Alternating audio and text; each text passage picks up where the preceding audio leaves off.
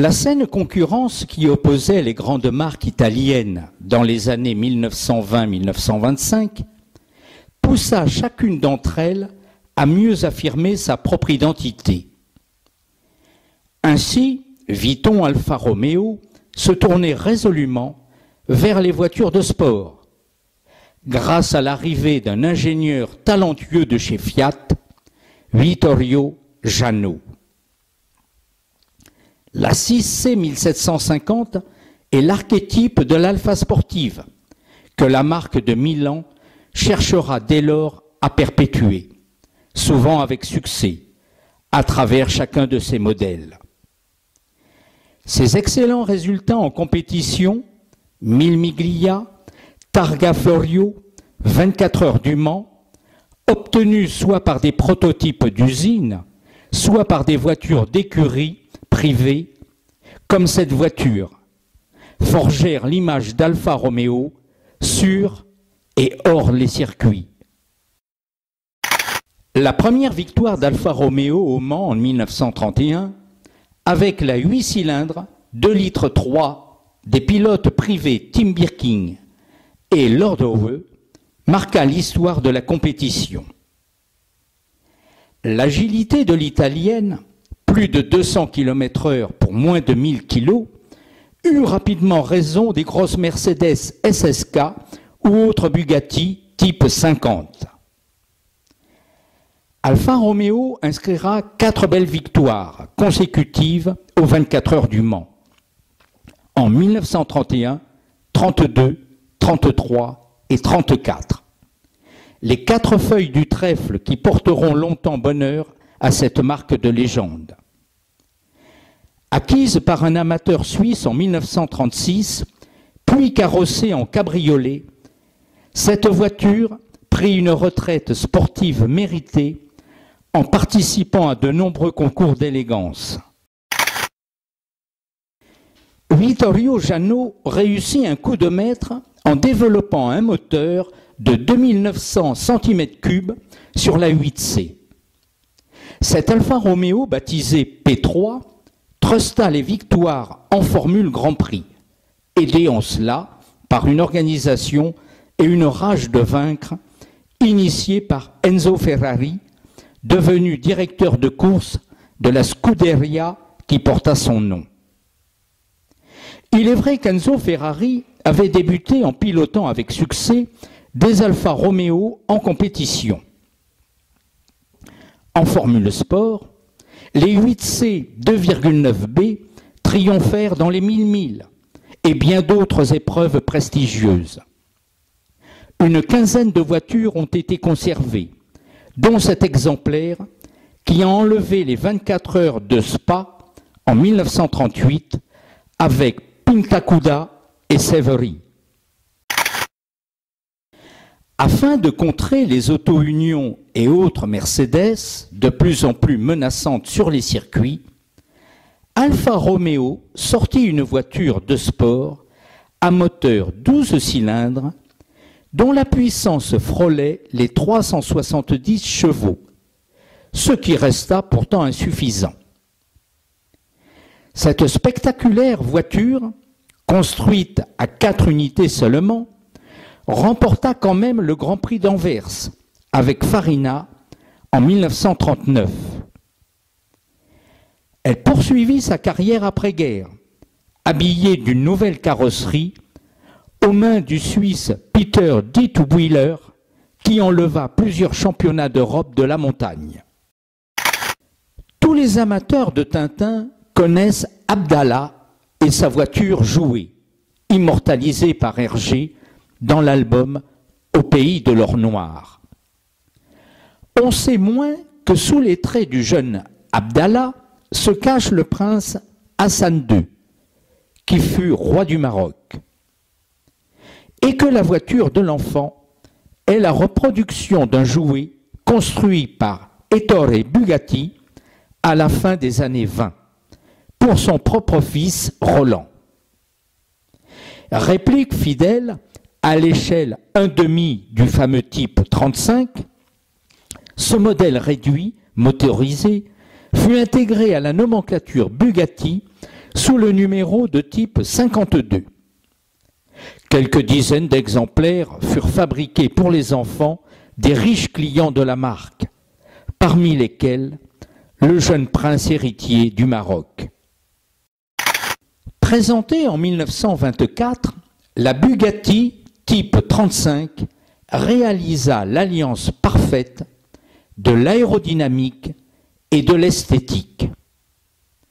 Elle ne ressemblait à aucune autre. Plus basse, une carrosserie en aluminium épousant parfaitement le châssis, un radiateur placé très en arrière lui donnait une personnalité bien marquée. Grande nouveauté, en cas de crevaison, on remplaçait la roue et non le pneumatique, d'où un gain de temps considérable. Et les pilotes appréciaient son excellente tenue de route, sa maniabilité et son freinage. Autant de qualités qui firent du type 35 l'archétype de la voiture de course du milieu des années 20.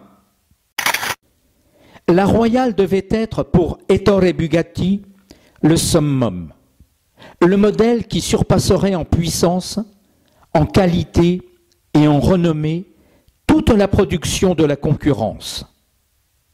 Hélas, cette lourde voiture de 1900 kg, construite pour les rois, ne reçut pas l'accueil escompté.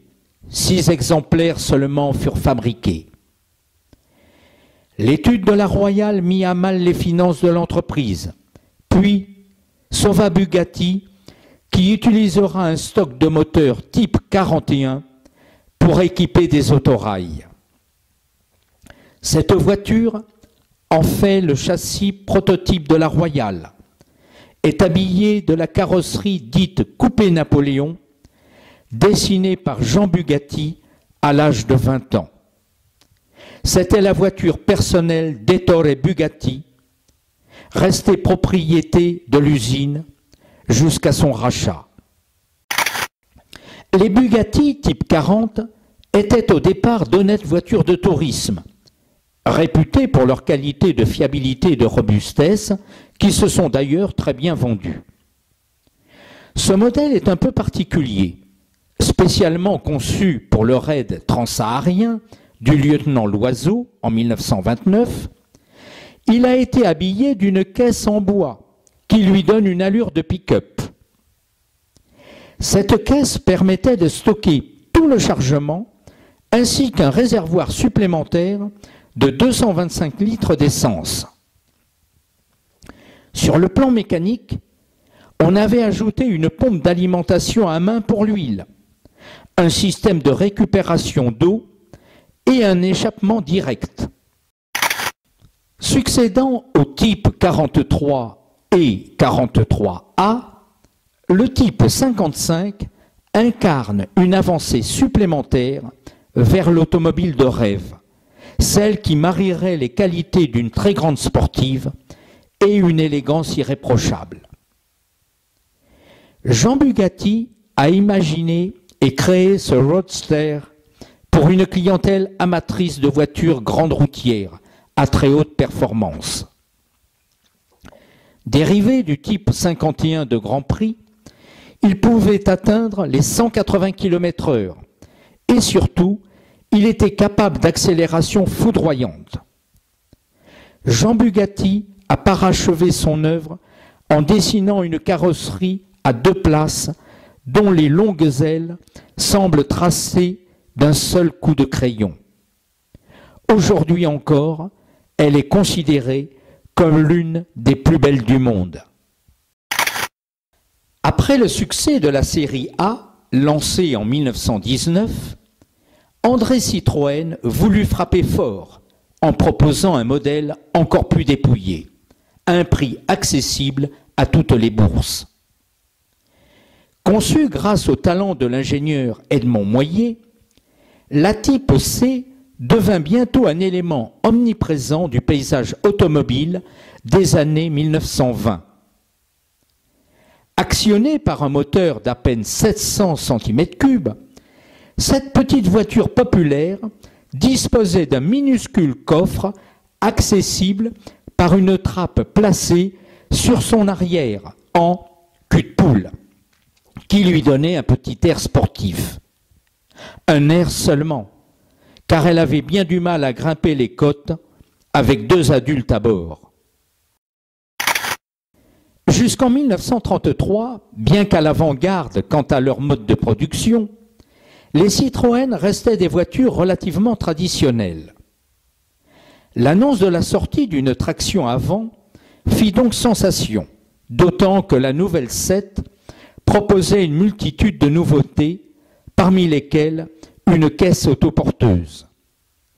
Berline, coupé et cabriolet, familiale, commerciale, la traction fut disponible en différentes versions de carrosserie et plusieurs motorisations. Entre 1934 et 1957, plus de 700 000 exemplaires de cette voiture symbole d'une époque seront vendus auprès de publics très divers, qui tous plébisciteront ses qualités de tenue de route et de fiabilité. Particuliers, chauffeurs de taxi, policiers et gangsters, ambulanciers, commerçants, miliciens et résistants. La 2 chevaux restera longtemps le symbole de l'automobile minimaliste, accessible à tous et partie intégrante de notre vie quotidienne. Née pendant la Seconde Guerre mondiale, dans ce creuset d'idées qu'était Citroën, elle répondait avec intelligence à un cahier des charges qui reste un modèle du genre. Transporter 4 personnes avec un panier à œufs et un sac de pommes de terre. Produite en série à partir de 1946, la 2 chevaux possédait un charme puissant qui tenait autant à sa fabrication techniquement astucieuse qu'à sa tenue de route phénoménale et à son confort conjuguant économie et fonctionnalité. Si bien que des populations entières avaient fini par s'identifier à la Dodoche, cette voiture parfaitement anticonformiste. Après la 5 chevaux et la Rosalie, la traction et la 2 chevaux, c'est dans le bureau d'études du quai de Javel que naquit l'une des voitures les plus originales du premier siècle de l'automobile. Au salon de 1955, le stand Citroën fut pris d'assaut par un public impatient de découvrir celle qui deviendrait une grande routière de renom. Il faut dire que les faits s'étaient penchés sur le berceau de la DS-19. Bénéficiant de la traction avant et de la suspension hydraulique, la voiture était encore dotée d'un embrayage automatique, d'une direction assistée, d'un confort et d'une habitabilité incomparables, et d'un excellent moteur qui sera plus tard équipé d'un dispositif d'injection sur les DS-23. Élément omniprésent du paysage de l'automobile naissante, à la fin du siècle dernier, le tricycle de Dion-Bouton était animé par un petit moteur monocylindre à refroidissement par air qui l'entraînait à 35 km/h. Une vitesse suffisante pour un cadre dépourvu de toute suspension. Malgré son aspect rudimentaire, ce véhicule présentait quelques innovations techniques reprises plus tard sur d'autres modèles de la marque, comme le dispositif de propulsion à demi-arbre ou les commandes de carburation. Son usage était relativement simple, le démarrage se faisant au pédalier. Si bien que pour vanter les mérites des productions de Dion-Bouton, les affiches publicitaires montraient déjà une femme en tenue sportive au guidon d'un tricycle. La naissance du type J, qui succédait au célèbre vis-à-vis type E et G, fut accueilli comme le signe du passage de l'automobile à l'âge de la maturité, car il était désormais clair qu'une voiture moderne se devait avoir le moteur à l'avant et le chauffeur derrière un volant. Petit gabarit, mécanique éprouvée, utilisation facile, le type J devint si populaire qu'il en garda le nom. Le moteur monocylindre de 700 cm3, l'équivalent d'une grosse motocyclette aujourd'hui, permettait à la populaire d'atteindre les 45 km/h. Une carrosserie biplace, rustique mais robuste, complétait le tout pour constituer un véhicule homogène de 400 kg seulement. Dans la gamme de Dion-Bouton de 1906-1910, il était bien difficile de faire un choix. Le moteur 4 cylindres de 1600 cm3 se déclinait en 4 dimensions de châssis et plusieurs versions de carrosserie, ces différents types étant désignés par des combinaisons de lettres plutôt hermétiques. Un véritable casse-tête pour le spécialiste qui cherche aujourd'hui à identifier un modèle donné, d'autant que les pièces mécaniques ne sont pas toujours d'origine. Après enquête en profondeur, démontage en règle et mesures minutieuses, on peut cependant affirmer que le véhicule présenté ici est d'un modèle similaire à celui qui s'est illustré par sa participation au raid Pékin-Paris de 1907. Cette séduisante voiture constitua l'un des beaux succès de la marque depuis tôt à l'orée du siècle. Sans comporter d'innovation technique majeure, elle bénéficiait d'une construction à toute épreuve et d'une finition soignée. Le type DH fut surtout proposé en carrosserie double phaéton, 2 ou 4 portes. Il est rare d'en trouver carrossé en limousine en raison de la petite dimension du châssis. L'ensemble, pourtant, ne manque pas de charme, et un coup d'œil à l'aménagement intérieur permet de découvrir une petite voiture spacieuse et confortable, dont la conception dénote une grande attention accordée à la protection des passagers. Le nom magique de Ferrari, d'abord lié à l'épopée de la Scuderia courant sur Alfa Romeo, fit le tour du monde dès que Enzo Ferrari décida de construire ses propres voitures en 1946. Après la victoire retentissante d'une Barquette 166 MM aux 24 heures du Mans 1949, Ferrari fut considéré comme le pape du moteur 12 cylindres en V. Son très talentueux ingénieur Gioacchino Colombo dessina un moteur léger et performant qui devint pour de longues années la référence absolue. Utilisé en Grand Prix avec le type 212, ce 12 cylindres permit à l'usine de multiplier les victoires grâce à ses pilotes officiels, mais aussi à des pilotes privés comme ceux de l'écurie Espadon. En 1963, Enzo Ferrari, dont les voitures triomphaient dans la plupart des grands rendez-vous internationaux, était pourtant inquiet. Ford venait de dévoiler son projet GT40 qui risquait de concurrencer les GT Grand Tourisme Ferrari. Décision fut alors prise de construire un modèle à moteur central arrière, la 250 Le Mans Berlinetta. L'homologation en catégorie GT sera malheureusement refusée à la nouvelle voiture, produite à 32 exemplaires seulement.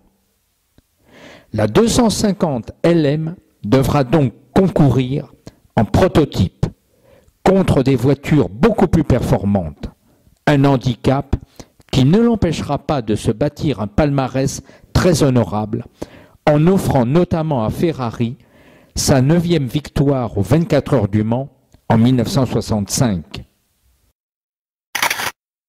En 1961, le retour à une cylindrée de 1500 cm3, sans compresseur, stimula la recherche de performance en Formule 1. De nouveaux constructeurs comme Coventry Climax ou BRM proposèrent des moteurs de plus en plus efficaces. Ferrari réagit en développant le V6 1500, digne successeur des fameux moteurs V6 Dino, déjà victorieux au championnat du monde en 1958 et 1961. Le nouveau modèle fournissait plus de 200 chevaux. Au cours de la saison 1964, il équipa la Ferrari, qui permit à Lorenzo Bandini de remporter le Grand Prix d'Autriche. C'est avec cette voiture que, la même année, John Surtees conquit son titre de champion du monde. La suprématie des moteurs Ford Cosworth montés sur les Lotus, Tyrrell, March, McLaren et autres Brabham obligea Ferrari à concevoir une motorisation plus performante que le V12, arrivé en fin de développement. Mais en dépit de sa puissance, plus de 500 chevaux, le nouveau moteur 12 cylindres à plat resta dominé en performance pure par le 3 litres Cosworth. Cette voiture présentée fut pilotée par Jackie Hicks, Ignazio Giunti, Clay Regazzoni et l'Italo-américain Mario Andretti, vainqueur du Grand Prix d'Afrique du Sud 1971.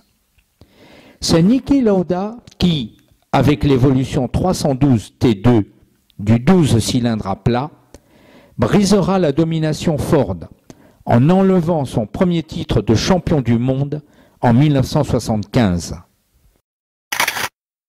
Considéré par tous les amateurs comme le plus noble moteur de compétition, le 12 cylindres en V se devait d'engendrer une version Grand Tourisme. Enzo Ferrari entreprit de le monter sur les GT dès 1949, dans différentes versions de cylindrée.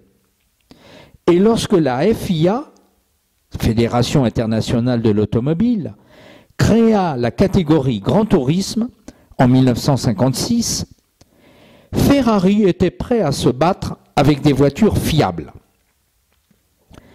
Ici, la 250 GT, présentée, est la parfaite incarnation de la Ferrari de route. Sa carrosserie classique dessinée par Pininfarina et ses performances 240 chevaux et plus de 230 km/h, la rendait facilement utilisable, même dans la circulation urbaine. Sur la base des mécaniques Simca 5, qui étaient en fait des Fiat Topolino au moteur modeste, Amédée Gordini réussit à gagner quelques précieux chevaux grâce à des améliorations dont il avait le secret. Pour démontrer le bien fondé de ses travaux, il engagea sous le nom de Simca Gordini plusieurs de ses créations dans les grandes courses d'endurance. L'édition 1937 des 24 heures du Mans vit ainsi concourir deux petites voitures équipées d'un minuscule moteur de 570 cm3, développant 23 chevaux à 4400 tours minute, qui dépassait les 125 km/h en vitesse de pointe. L'une d'elles triompha dans sa catégorie, une victoire qui procura à Gordini de belles retombées publicitaires. À la fin des années 40, Amédée Gordini, un peu à l'étroit dans son atelier de Suresnes, s'installa boulevard Victor à Paris. Les liens avec Simca étant rompus, il engagea alors dans les grands prix d'agiles et rapides monoplaces équipés de moteurs très performants, capables d'accrocher les voitures de catégorie supérieure. Trintignant, Béra, Schell, Frère, Gonzalez, la plupart des grands pilotes d'après-guerre ont couru pour Gordini, y compris le légendaire Juan Manuel Fangio, qui prit le volant d'un coupé aux 24 heures du Mans en 1952. L'Italien Franco Bordoni pilota cette barquette type 17S, dotée du fameux 6 cylindres en ligne de 2 litres, qui lui permettait d'atteindre facilement les 200 km/h. Amédée Gordini a toujours dû batailler ferme pour faire rentrer de l'argent frais dans les caisses de l'écurie. Il s'épuisait à essayer de rompre cette logique infernale qui exigeait d'un côté temps et moyens pour développer de nouveaux modèles compétitifs, de l'autre des résultats immédiats. Les mécaniques étaient pourtant fines et bien dimensionnées, les techniciens excellents et les exploits parfois au rendez-vous, comme lors des 24 heures du Mans 1953, où Maurice Trintignant et Harry Schell, sur cette barquette 6 cylindres type 26S, décrochèrent une 6e place au général de la première de leur catégorie.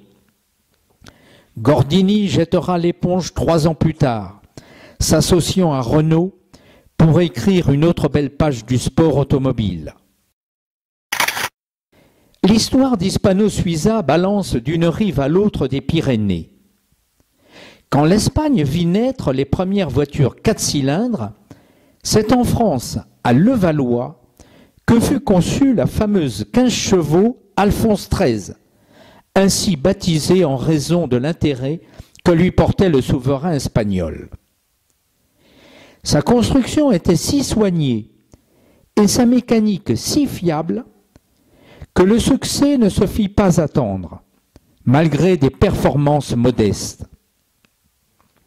Parmi les différentes carrosseries proposées sur le châssis Alphonse XIII, la plus prisée fut la version sport, d'une grande légèreté de ligne. Cette voiture présentée a appartenu à l'aviateur Grand Seigne, auteur en 1911 du premier vol nocturne au-dessus de Paris. Les succès remportés pendant la guerre par les avions de chasse Spad à moteur Hispano-Suiza, ayant confirmé l'excellence des réalisations de la firme, Marc Birkicht franchit une nouvelle étape en créant l'un des meilleurs moteurs 6 cylindres du moment. Monté dans un châssis très rigide, ce moteur de 6,7 litres de cylindrée était souple, silencieux et surtout incroyablement fiable. Présentée pour la première fois au salon de 1919, la H6 restera quasiment identique jusqu'à l'arrêt de sa production en 1934. C'est au milieu des années 20 qu'elle connaîtra sa période la plus flamboyante, à la fois puissante, sûre et confortable. L'Hispano restera alors sans rival. La réputation de la firme et son savoir-faire indiscuté dans le domaine de la belle mécanique décidèrent Marc Birgit à défier les plus célèbres constructeurs de voitures de luxe de l'époque. Le haut de gamme français serait une 54 chevaux équipée d'un moteur à 12 cylindres en V. Cette pièce magnifique, modèle de silence et de couple, atteignait les 150 km/h. Les nombreux équipements à la disposition du chauffeur permettaient d'améliorer le confort des passagers, comme les amortisseurs réglables à partir du tableau de bord, ou la sécurité de conduite, comme le servo-frein. Près de 120 exemplaires de la J12 furent construits. Cette voiture présentée est un coupé-chauffeur dû au carrossier français Kellner.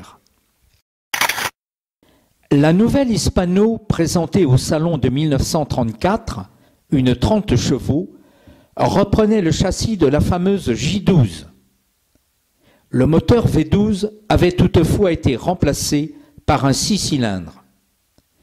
Si elle ne fut pas la plus grande réussite de la marque, la K6 respectait les qualités de fabrication de ses aînés. Mais en 1936, le spectre de la guerre se profilant à nouveau, le gouvernement Blum nationalisa les usines fabriquant des armes de guerre. Hispano-Suiza était du nombre. La première décision du nouveau président fut l'arrêt de la production automobile. Après 206 exemplaires produits, la K6 disparut donc en 1937 et avec elle, la fabrication de voitures Hispano-Suiza en France. Après une participation remarquée à l'édition 1926 de la Targa Florio, les frères Maserati développèrent la Tipo 26 de 1500 cm3 pour créer les 2 litres Tipo 26B. C'est avec ce modèle que le pilote baconin Borzacchini triompha à Tripoli malgré la forte concurrence des Alfa Romeo. Cette voiture est une version civilisée de la 26B, équipée ici en version route. Construite à 6 exemplaires seulement, elle a poursuivi sa carrière sur les circuits automobiles pendant une dizaine d'années, remportant le Grand Prix de Berne en 1935. Unis comme les doigts de la main, les 5 frères Maserati, Alfieri, Ernesto, Bindo, Ettore et Carlo, s'étaient lancés dès 1910 dans la compétition automobile. À partir de 1926, ils coururent sur leur propre voiture ornée du trident de Bologne, fief de la firme familiale. Les Maserati 8 CM à moteur 3 litres, à compresseur, se mesurèrent aux Alfa de Nuvolari, accumulant de belles victoires aux mains d'Alfieri ou d'Ernesto, bientôt rejoints par d'autres grands pilotes comme Varzi, Fagioli ou Biondetti.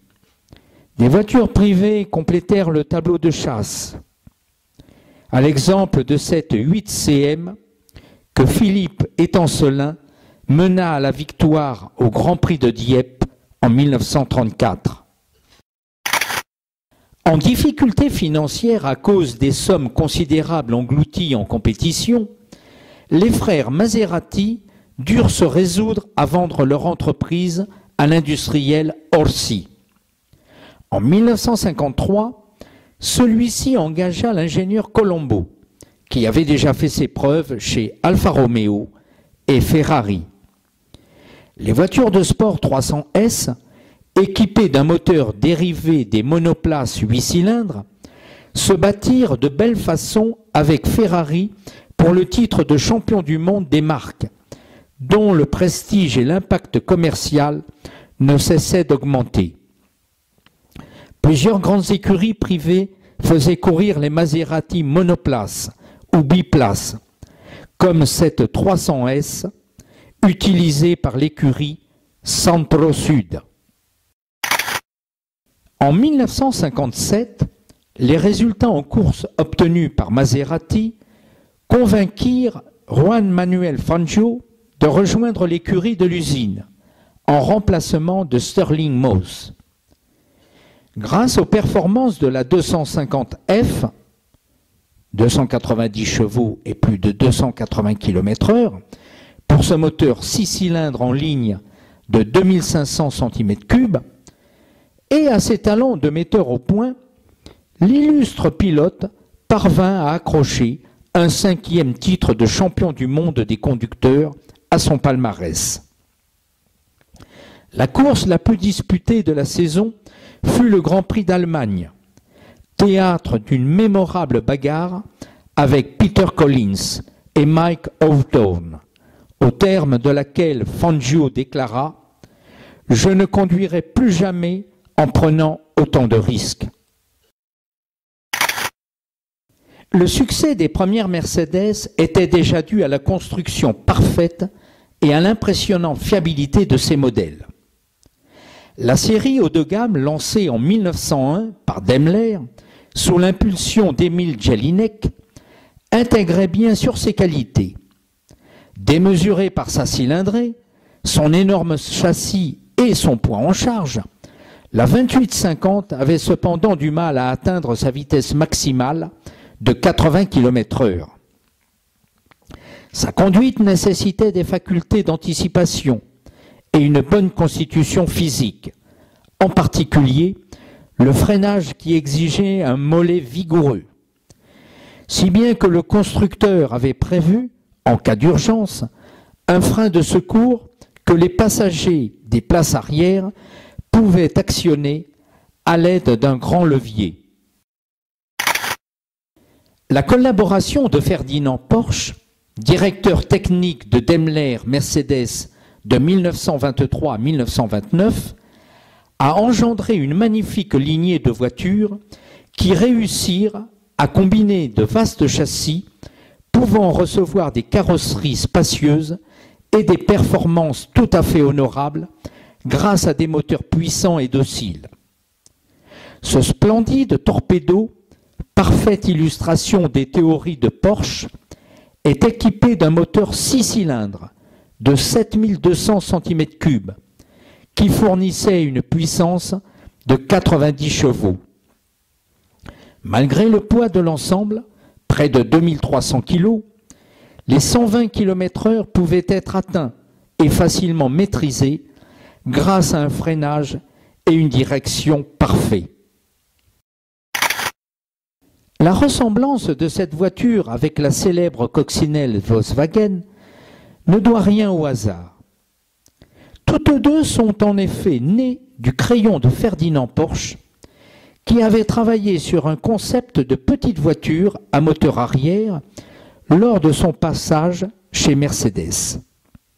Restés dans les cartons, les plans furent repris par ses successeurs lorsque Hitler lança le projet de construire une voiture populaire. Les techniciens de Mercedes adaptèrent le concept original en utilisant un moteur refroidi par eau placé en porte-à-faux derrière l'essieu. Peu d'exemplaires furent finalement vendus de cette voiture qui atteignait les 110 km/h mais souffrait d'une mauvaise tenue de route. À la fin des années 30, sonna l'heure des voitures de pure compétition.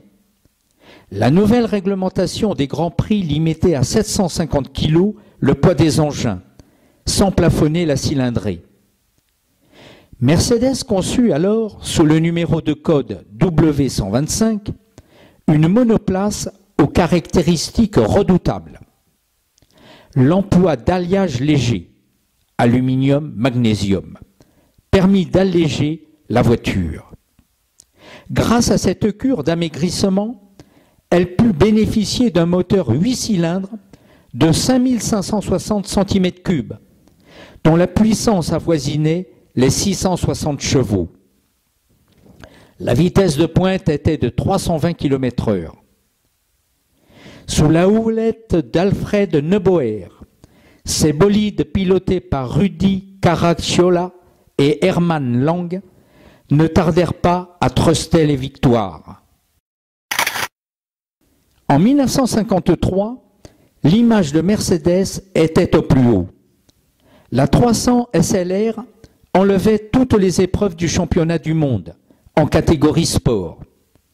Et Juan Manuel Fangio s'apprêtait à connaître son 4e sacre de champion du monde avec la W196. La marque choisit ce moment propice pour sortir un modèle qui, une fois n'est pas coutume, prit ses concurrents à contre-pied grâce à sa carrosserie originale. Le châssis multitubulaire montant haut sur les flancs, les portes, articulées sur le sommet du toit, s'ouvraient de bas en haut, telles des ailes de papillon. Autant que ses succès sportifs, victoire au Mans en 1952, cette ligne si particulière valut à la voiture une formidable notoriété.